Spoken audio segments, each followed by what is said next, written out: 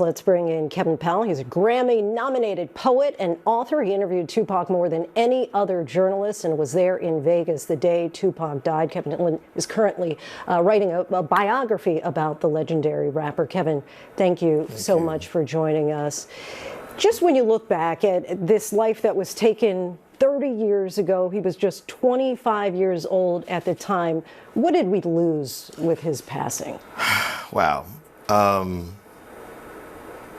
Let me say this. When I was told that he died, I was in my hotel room in Vegas, literally watching Denzel Washington playing Malcolm X. And little did I know on that day in Vegas 30 years ago that he would become an iconic figure globally the way Malcolm X, Elvis, Marilyn Monroe, these figures that become larger than life.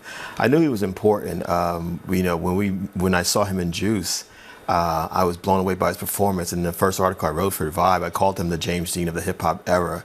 Little did I know he would have a short life like James Dean.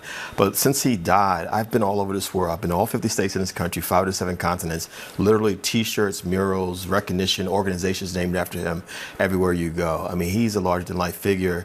We need to understand that when we talk about his impact, it's like Bob Dylan. It's like, other musical icons where people celebrate and quote his lyrics all the time.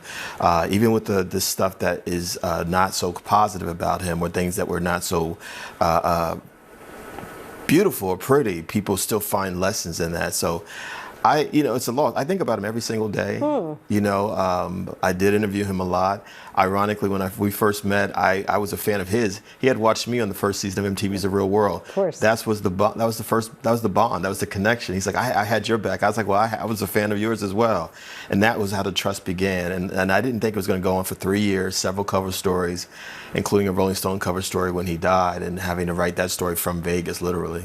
As we're looking at the trial taking place, again, 30 years after his passing, why has it taken so long? And do you feel that America has been asking the wrong question? Because is there a difference between who orchestrated the killing and who pulled the trigger? Well, the thing about this trial that's interesting, the prosecution has admitted that it's not about the person being on trial being the person who pulled the trigger.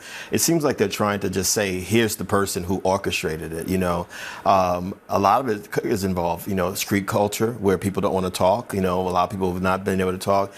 Some folks feel that the police in both LA and Vegas botched this thing a long time ago and had nothing, or some people feel it's been a cover-up, not just him, but also what happened in Notorious B.I.G. 6 months after Tupac. And then there's always the thing that we talked about back then when I was at Vibe magazine, Quincy Jones's Vibe magazine, this whole rivalry between East Coast, West Coast, Death Row Records, Bad Row Records, Suge Knight, Sean Diddy Combs. It's been a lot of craziness around this thing. And, even though this is not political, like who shot President Kennedy or Dr. King, in some ways it is like that, because we've also been dealing with that all these years. Well, who really did it? Who's really responsible for this? And it seems like it's just something that keeps going on and on. I don't even know if we're going to get an answer here, but I do think a lot of fans are just happy that something's happening, because it is 3 decades later. It's crazy. But do you think that a courtroom will ever solve the mystery that has become kind of part of this pop culture lore? Do I think so personally? No. I think that think about the fact that there were allegedly 4 people in the car where the bullets came from that killed Tupac Shakur. 3 of those people are dead, and only 2 people are alive who actually witnessed it, quote unquote, according to the prosecution. One is the person on trial, and the other person was Suge Knight, who was driving a car, who's now in jail in Southern California. So we don't know. We don't know who the witness is going to be yet. We have some speculation. We don't know what's going to be said. We don't know if this person, Keefe D, Mr. Davis, is going to testify or not. Did you ever get the sense when you interviewed Tupac, Rikers Island, he at that point had already been shot, did you get the sense that he felt that he was living on borrowed time? Yes. Yes.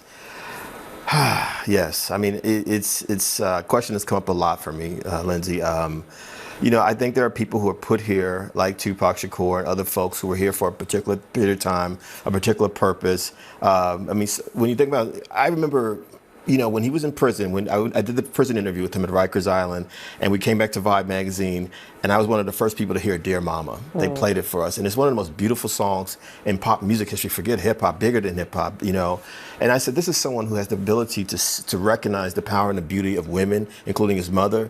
Someone who's been to write inspirational songs that keep your head up, but he's also written songs that were trashing Biggie Smalls. There was this yin and yang with him. He was a Gemini, you know what I'm saying? And he had both sides going, but I don't, I don't even know if he would have been, if he had lived. I believe that his real gift was his acting. I feel like he could have been on the level of a Denzel Washington, of a Sean Penn, someone like that. I think he was incredibly gifted. And the things that I've found out about people who really want to work with him as an actor as I write this book has been really incredible. I just think that we just don't know, you know, but I also think because he was so, he was a handsome man, he was very articulate and dynamic, charismatic. He could have gone in so many different directions, including politics possibly, because he definitely came from an activist tradition. His mother, Fannie Shakur, being a Black Panther. There's so many possibilities of who he could have been. And I think that's the real tragedy in all of this. No matter what is happening with this trial, what could have been with Tupac Shakur? Just 15 seconds. What do you make of Suge Knight saying that he's not going to testify? He's been saying that for a long time. You know, I'm not surprised. And I just think that I hope that someone will step forward who's willing to tell some semblance of the truth about what happened on that night in September 1996. People, including the family, first and foremost, the Shakur family, deserves to have some answers. And there should be some justice in this. Kevin Powell, so appreciate your time. Thank you so much for coming on the show.